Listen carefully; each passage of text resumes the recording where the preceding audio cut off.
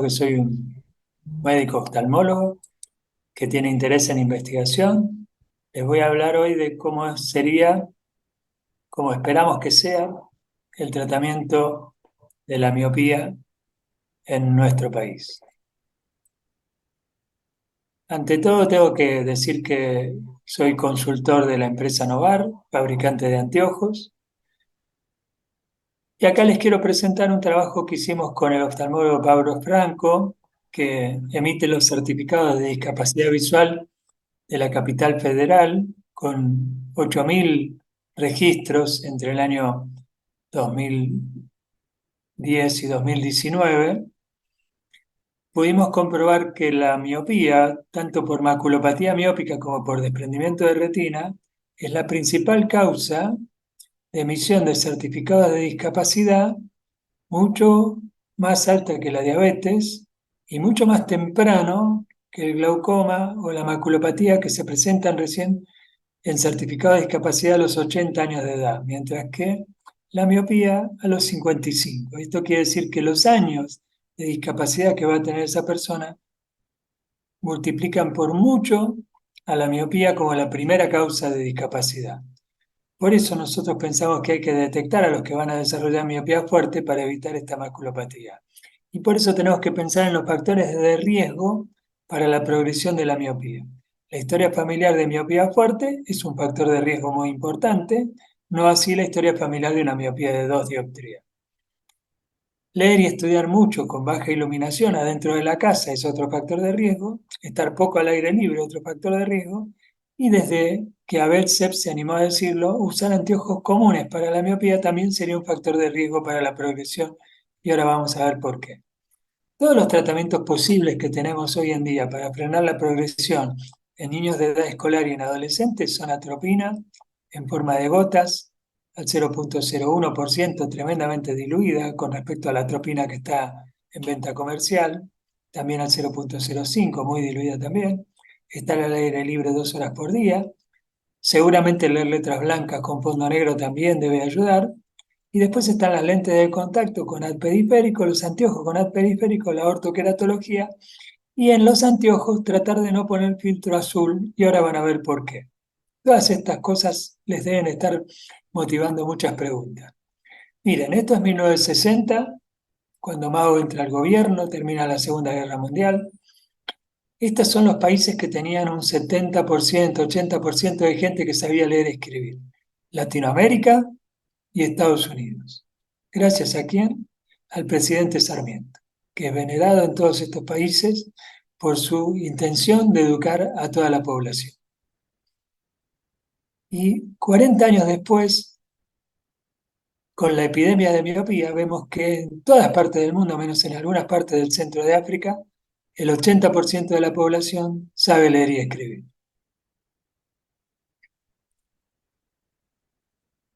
Los estudios clínicos sobre atropina diluida empezaron en el 2000, hace más de 24 años. En Singapur hicieron un estudio con atropina al 1% y ahí ven la enorme diferencia de progresión a 2 años. En rojo los chicos que fueron progresando, una dioptría en promedio, y en amarillo los chicos que en un 70% tuvieron completamente detenidos. A partir de esto, algunos pioneros empezamos a probar atropina al 1% como un mal resultado, y 10 años después se publicó que la atropina al 0,01% también era efectiva en Singapur. Entonces empezamos a usar atropina diluida. Y en años muy recientes, Jason Jump en el LAMP Study probó distintas concentraciones de atropina a 0,025 a 0,5, demostrando que contra placebo, el estudio original del año 2000, la progresión era mucho más leve, de la mitad o del 70% menos. Así que la atropina, desde hace unos 10 años, ya en los ámbitos de la medicina oftalmológica, está instaurada como un tratamiento para detener el avance de la miopía. Pero muchos oftalmólogos no la han querido usar porque no le quieren poner gotas durante 5, 6 años o 10 años a un chico. A pesar de que tan diluida, entendemos que no debe producir nada, ni siquiera casi alergia, porque las alergias se reportan en menos del 1% de los casos. Y al conservante siempre, no a la atropina, que es tremendamente inerte. Y ahora entrando de lleno ya en la óptica, les voy a contar cómo la ciencia básica dio claves para desarrollar lentes especiales para el control de la miopía. Esta historia comienza más o menos en 1988, cuando Frank Sheffield descubre que poniéndole lentes negativos o positivos a los pollitos recién nacidos, que tenían su ojo en crecimiento, el ojo crecía más o menos rápido y en menos de 7 días compensaba el lente. Ahí empezaron a probar a ver si la atropina detenía esta miopía experimental producida por lentes, descubrieron que sí la detenía, y empezaron a probar distintas cosas para entender cómo era que la retina podía detectar el foco y crecer para que el ojo quedara bien enfocado a pesar de que le pusieran un lente negativo o positivo. Esto se probó también en pollos, en monos, en musarañas, en ratones, en cobayos. Ya para el 2004, un review de Wallman y Wiener mostraba que los lentes negativos afinan la coroides y hacen crecer más rápido el ojo. Y los lentes positivos engrosan la coroides y hacen crecer más lento el ojo. Para el 2010, en el ser humano, se demostraron con lentes positivos y negativos los mismos movimientos de la coroides. Entonces se empezó a experimentar en seres humanos con mucha más intensidad. Y hoy podemos decir que la retina, gracias a las aberraciones, detecta si la imagen está cayendo por delante o por detrás y le envía un mensaje bioquímico a través de la coroides a la esclera para que se vuelva más distensible o menos distensible para que se estire más rápido o más lento el ojo. Fíjense, en el 2005, por la misma época del review, Earl Smith, que estaba trabajando con monos, probó hacerles láser en la fobia y descubrió que igual compensaban los lentes negativos y positivos teniendo la fobia totalmente destruida. Estos experimentos llevaron años, pero hicieron motivar a los investigadores a tratar de descubrir cuál era la zona más sensible al blur, como se dice en inglés, al defocus o al borroneamiento. Y la zona más sensible es la zona que tiene conos para el rojo, el verde y el azul, diferente a la fobia, que solamente tiene conos para el rojo y el verde, y que es la zona que se estira en el estafiloma posterior en la miopía alta genética. Y ya en el 2022, hace muy poquito, se demostró que la zona más sensible al blur era esta zona paramacular. O sea que la zona que detecta si la imagen está cayendo en foco o no, y produce el reflejo acomodativo que nos hace enfocar, y produce el crecimiento más acelerado o más desacelerado del ojo que produce la miopía, es la zona parafobiolar. Y una cosa interesante, a ver, Facundo, desmuteate y lee esta diapositiva. Ahí está, Rafael. A ver. ¿Saben que los lentes positivos son mucho más potentes para frenar el crecimiento de los lentes negativos, para aumentar el crecimiento? La señal bioquímica es más sostenida. Es diferente la señal del freno del crecimiento del ojo de la señal del aumento del crecimiento del ojo. Y esto tiene sentido porque una vez que el ojo creció ya queda fuera de foco y no hay manera de arreglarlo. Pero si el ojo es corto, se puede estirar. Entonces, la biología diseñó que los lentes positivos sean más robustos para que el ojo nunca crezca de más. Y ahora vamos a entender por qué el ojo crece de más en la miopía. En la miopía el ojo crece de más y cuando le ponemos lentes negativos, ponemos en foco la fobia, pero en la parafobia, como el ojo es prolate, las imágenes quedan un poco por detrás de la retina. Y esto sería la causa, por lo menos publicada por Neil Sherman en el 2010, de que los lentes comunes, aparte de corregir la miopía, estén favoreciendo por la zona paramacular que la miopía todavía siga avanzando. Por eso tenemos que diseñar, a partir de esto publicado en el 2010, teníamos que diseñar lentes nuevos para frenar la miopía. Esto tardó 10 años, pero hoy está accesible. En el 2011 también, Antis y Phillips, en Ophthalmology, la revista más importante de la oftalmología, publican que un lente de contacto con anillos de poder positivo más 250 en la periferia producía parte de las imágenes delante de la retina y por primera vez en un estudio en seres humanos mostraron que los lentes positivos enlentecían el avance de la miopía. Paralelamente a eso, había mucha gente que estaba usando ortoqueratología en Asia para detener el avance de la miopía. No sabían por qué y con el tiempo lo descubrieron. Este es un lente de contacto de ortoqueratología en el fluorograma. Y en el 2012 también, casi paralelamente, sale el primer estudio randomizado en seres humanos, con 40 chicos en el grupo de ortoqueratología y 40 chicos en el grupo control, donde el cambio en el largo axil era de 0,36 milímetros en 2 años contra 0,63 milímetros en 2 años en el grupo control. O sea que algo estaba pasando con el largo axil que crecía más despacio en la ortoqueratología. Y ahí entendemos por qué es eso. La topografía de la ortoqueratología muestra que el epitelio desplazado por las fuerzas hidrostáticas genera un anillo de mayor poder como el lente de Anstitz y Phillips. Y este anillo de mayor poder está haciendo que parte de las imágenes en la media periferia estén cayendo delante de la retina y entonces Jaime Pauné en España copió la topografía de la ortoqueratología e hizo un lente de contacto que también detiene el avance de la miopía y que se vende en España. Y acá están los resultados de Jaime Pauné con 30 y 30 lentes.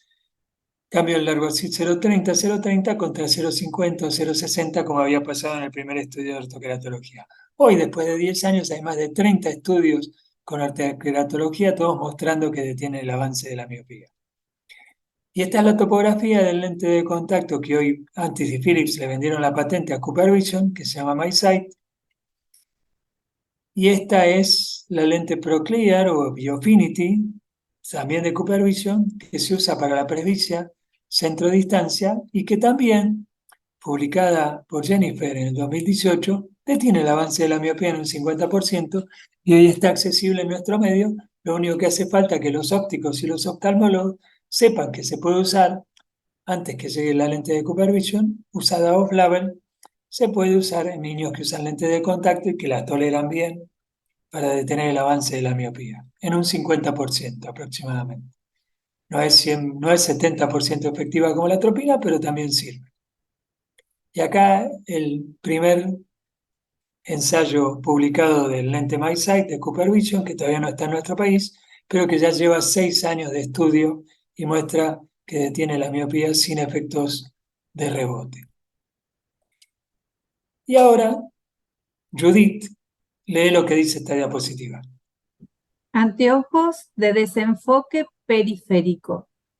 Claro, esto parecía un sueño cuando Antis y Philips publicaron sus lentes de contacto, pero en el 2017, 2019, Carly Lam en Australia o en Singapur publica los primeros estudios con unos anteojos que tenían 9 milímetros en el centro, parecido a los 3 milímetros del lente de contacto de CooperVision a nivel del plano corneal, que tenían un área periférica de 33 milímetros con pequeñas lentecitas con edición más 350, como los lentes de Antis y Philips en de contacto. Y muestra con estos anteojos a 2 años de seguimiento en niños que la progresión en 24 meses con el lente especial era de 0,37, 0,40 dioptrías y con los anteojos comunes de control era de 0,90 dioptrías. O sea que se quedó demostrado científicamente que se podían hacer anteojos de desenfoque periférico para el control de la miopía. Esto publicado en el 2019 me llama a mí la atención y me junto con Martín de Tomás en el 2020, en medio de la pandemia, y empezamos a pensar en hacer anteojos y empezamos a hacer los primeros prototipos en un laboratorio convencional. Este es el lente de Essilor que copia el lente de Joya, publicado en el 2021. Y este es el lente que va a estar en nuestro medio en 2 semanas de Zeiss, también con unos anillos cilíndricos de poder adición positiva en la periferia. Viene con un área central de 9 milímetros y otra de 7 para niños más chiquitos y más grandes. Esta es una foto del lente de Joya tomada por Guillermo Sara con su laboratorio con iluminación lateral para que se vea también que hay belleza en estas cosas. ¿Qué hicimos con Martín? Publicamos el año pasado en la revista del Consejo Argentino de Oftalmología que estábamos diseñando nuevos anteojos para el control de la miopía, junto con la óptica de la pirámide en Mendoza, con Abel Seps y Carlos Kotlik, y mostramos dos tipos de diseño, unos con disminución del contraste con puntitos que se conocen con el nombre de DOMS y tienen un nombre comercial, y otros que son los que hoy comercializa Novar, que tienen un área periférica de más 350 con adición positiva periférica. ¿Qué hicimos? En vez de hacer un ensayo randomizado de 2 años, como se hizo hace 4 o 5 años, como ya sabíamos que estos lentes podían modificar la coroides, presentamos en la Conferencia Internacional de Miopía dos pósters mostrando que estos lentes, con el diseño de defocus que hace que la periferia tenga menos aumento, por ejemplo, este es un menos 350, que en la periferia no tiene aumento, porque tiene adición positiva más 350, o sea que es muy bien tolerado, prácticamente no altera el campo visual porque no hay efecto prismático en la periferia, se tolera muy bien, lo único que hay que hacer es mirar por el centro, y mostramos que la coroides, leyendo letras negras en fondo blanco, en negro, se afina a 10 micrones, y cuando ponemos a leer con el lente de focus, vuelve a lo normal, como que el lente de focus está haciendo que la coroides se engrose como cuando se detiene el avance de la miopía. Entonces, a partir de estos experimentos, empezamos a diseñar un estudio prospectivo que ya está en curso, que tiene 20 pacientes enrolados, pensamos enrolar 80, y acá el lente DOMS de Martín de Tomás, también probado con su movimiento de la coroides, que mostró claramente que durante la lectura la coroides se afina en negro y se engrosa 10 micras con el lente de DOMS. ¿Y qué hizo Martín de Tomás? Se puso los anteojos de defocus y de disminución del contraste con puntitos frente a una máquina de OCT y demostró que las imágenes que proyectan esos puntitos en la retina está cayendo justamente en esa zona, por lo menos dentro de la zona, que más detecta el defocus. O sea que tenemos bastante evidencia preliminar como para pensar que estos lentes deberían funcionar en el largo plazo. Y ahora les voy a hablar un poquito de la iluminación. ¿Qué dice este trabajo, Facundo? ¿Lees inglés? Si no, traducilo.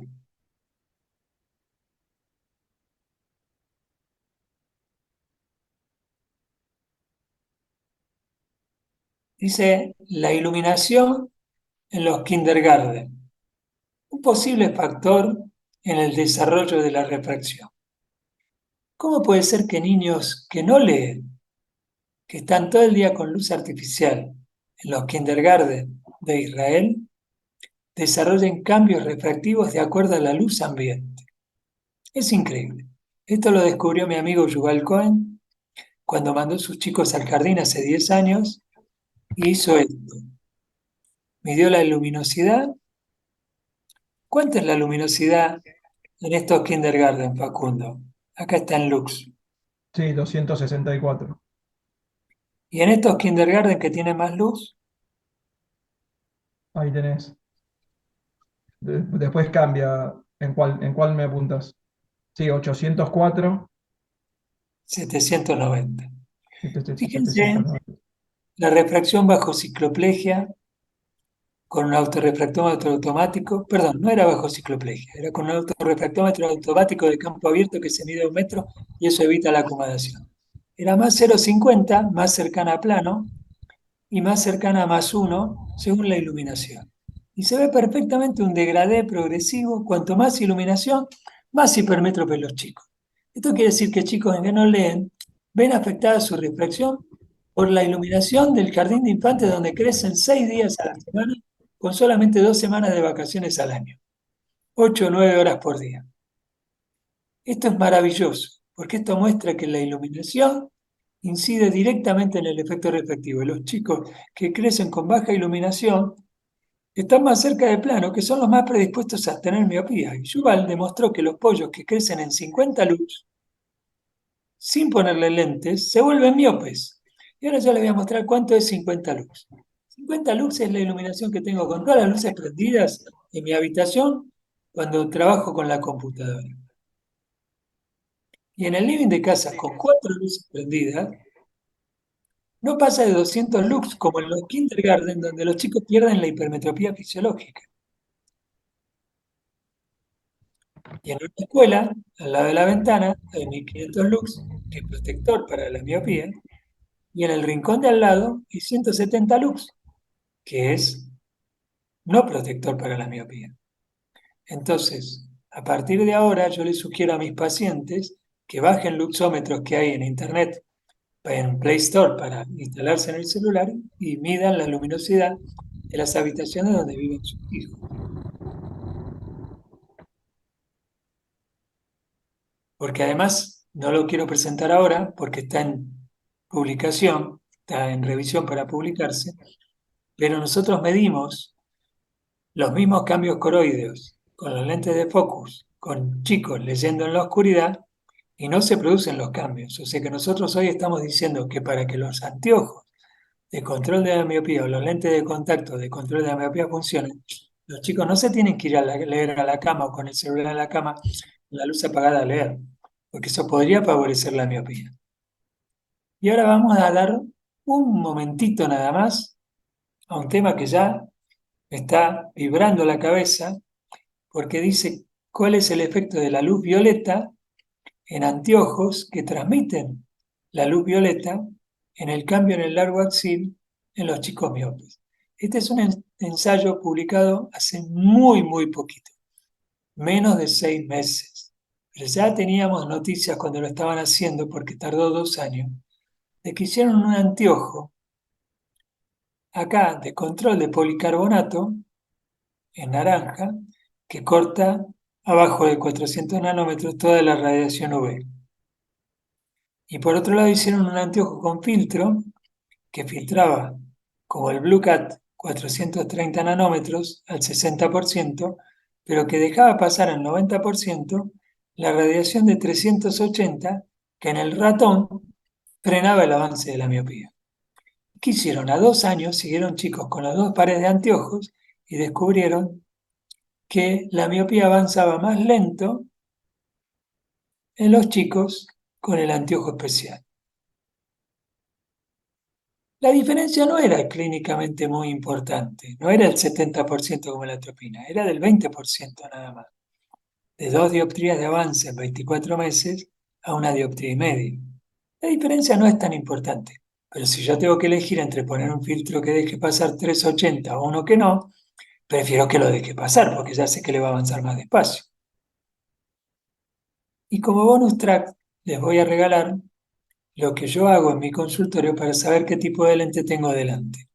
Como ahora me van a empezar a llegar lentes de todo tipo, yo sé que si el lente achica la grilla de la cuadrícula de una planilla de Excel, es un lente negativo y si la achica toda pareja como esta, no tiene astigmatismo, no tiene ningún tratamiento especial.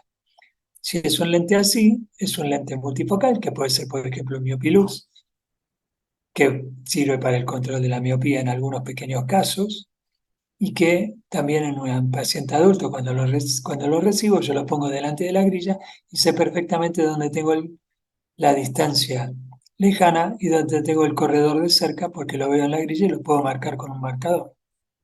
Acá un lente de Martín de Tomás, de difusión de contraste, que borronea la grilla. Acá un Provin que me hice con un anteojo multifocal para mostrarle a mis pacientes presbitas cómo es un multifocal con la corrección de ellos. Y acá el lente Miofix de Novar, que es el lente que estamos proponiendo desde la empresa Novar. Y un detalle acerca del centrado. El centrado en estos anteojos de control de miopía, como tienen un área óptica de 9 milímetros, es crucial. Entonces, yo me pongo a hacer esquiascopía cuando viene un paciente para ver si está neutro, para ver si la corrección adecuada la tiene, y después, frente a la grilla, dibujo, como se ve acá, la zona de centro de distancia con un marcador y le pongo, mido en el lensómetro si tiene la potencia adecuada que yo prescribí, y después le pongo al paciente delante de los ojos el lente con el marcador centrado para ver si esta foto está tomada de costado, parece que estuvieran descentrados hacia la izquierda, pero en realidad están muy bien centrados. Y con esto confirmo, tanto el óptico como el oftalmólogo pueden confirmar que el centrado sea el adecuado. Y les sugiero que vayan al campus de Novar, donde están todas las conferencias de Focus en Myopia, y cualquier cosa que me escriban preguntándome si tienen alguna duda, que yo estoy ya medio retirado de la profesión con 70 años y dispuesto a responder todas las preguntas que aparezcan. Gracias. Gracias, Rafael. Ahí teníamos una pregunta que se refería a cuántos looks son los correctos que se necesitan. Bueno, Facundo, mira, no sabemos cuántos looks son los correctos.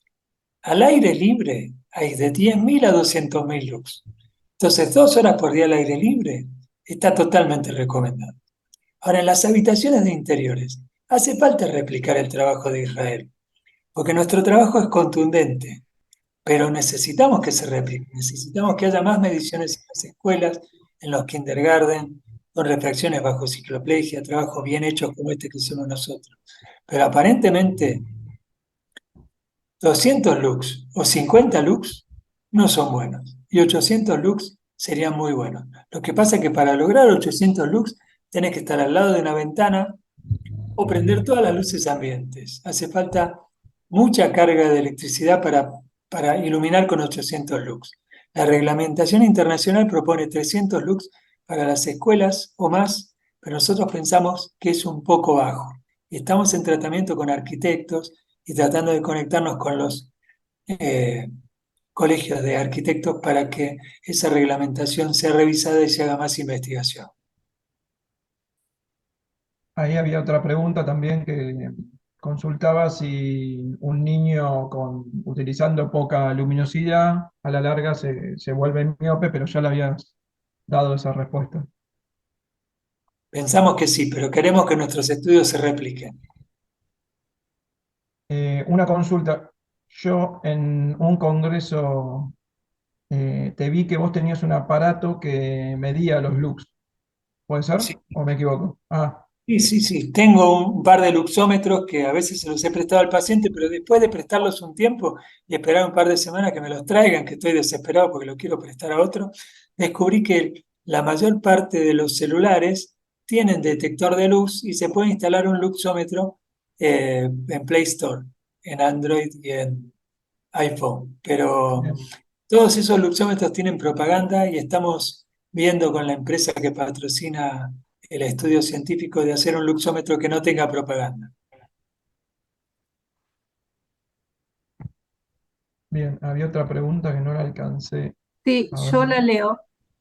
Pregunta si el cristal lleva centrado pupilar para la lectura cuando estamos en convergencia, ¿no tendría dificultad el paciente?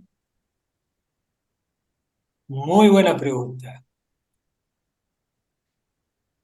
La verdad que la diferencia en milímetros entre la divergencia y la convergencia de cada ojo es de más o menos 1,5 milímetros para una distancia normal de 40 centímetros.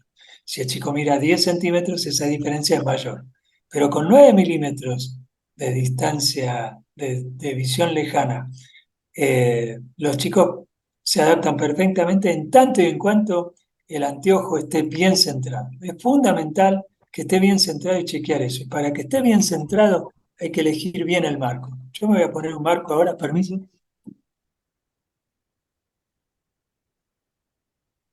Es muy importante que cuando estén frente al niño en la óptica y elijan el marco, elijan una montura con una altura suficiente como para que el ojo caiga en el medio de el frame, el medio del marco. Porque si no cae en el medio, después cortar el block de 75 milímetros para que quede bien centrado es muy difícil y en el taller tienen que hacer malabarismos para centrar. Entonces es muy importante que, más allá de la moda que está en marcos grandes, los ópticos le pidan a los chicos que elijan marcos adecuados a la necesidad que es el control de la miopía. Que no queden ni muy altos, ni muy bajos, ni muy con mucho vidrio en la zona temporal.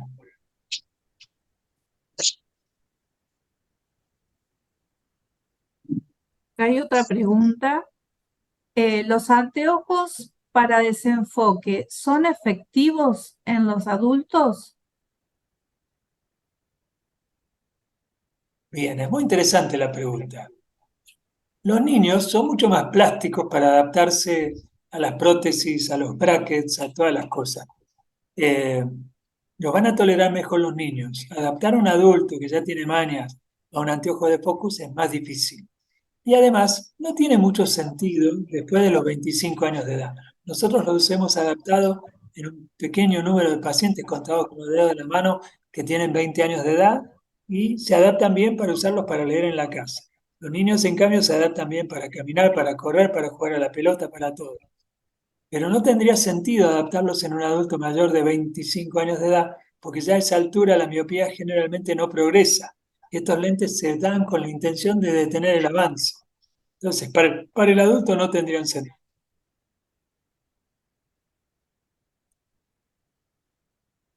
Bien, acá hay dos consultas, bueno, un comentario que a veces es difícil convencer a los padres que deben comprar un anteojo que quede centrado, es verdad, hay que hacer mucha docencia.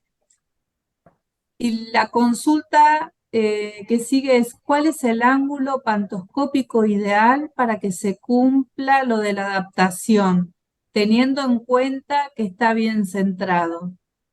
Si está bien centrado con 10 grados de ángulo pantoscópico, debería andar bien. Otra pregunta, no sé, Facundo, si la lees vos. No, no, léela porque no la tengo.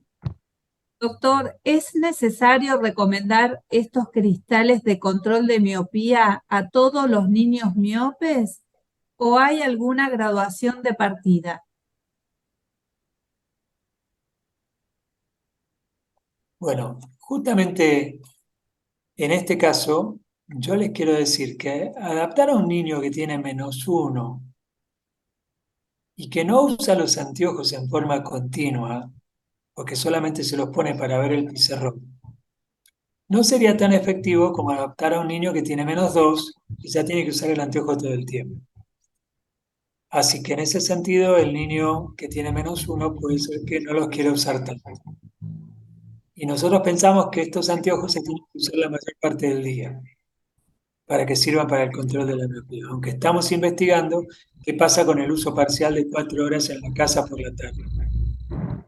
De todos modos, si un niño ya tiene a los 8 años una miopía de -6, por más que se puede construir un anteojo de -6 con 3 dioptrías de astigmatismo para ese niño está en alto riesgo, como tiene 10 años por delante para seguir avanzando, de llegar a tener una miopía de -10 o -12, que va a ser una maculopatía miópica cuando sea grande. Entonces, para ese niño, no recomendamos el anteojo solamente, sino un tratamiento combinado que puede incluir muchas cosas, como gotas de atropina, aire libre, anteojos, lentes de contacto. Hay muchas cosas que se pueden hacer.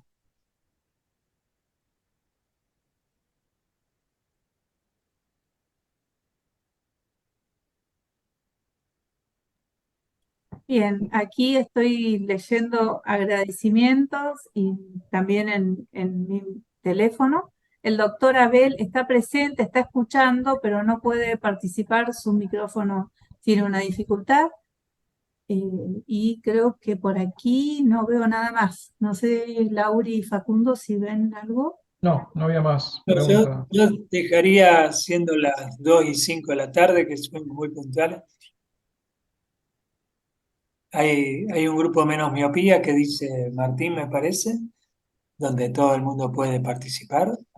Sí. Y es una página web donde estamos todos los investigadores que estamos trabajando en esta área. Y la otra cosa importante es que como va a haber muchas opciones, el trabajo de definir artesanalmente qué es lo que hay que recomendar, si aire libre solamente, aire libre más gotas, aire libre más anteojos, aire libre más ortoqueratología, aire libre más lentes de contacto o las combinaciones de anteojos y lentes de contacto y atropina, toda esta decisión tan artesanal tiene que estar en manos del médico oftalmólogo y creo que los ópticos solos, por más que pueden informar al paciente, no pueden hacer el trabajo de saber si la miopía está avanzando o no, que para eso tenemos que colaborar estrechamente todos los profesionales que estamos en el área del cuidado de la visual. Así que tenemos que también evaluar los trabajos científicos para ver cuál método es más efectivo y elegir en base a costo-beneficio el mejor producto para nuestros pacientes.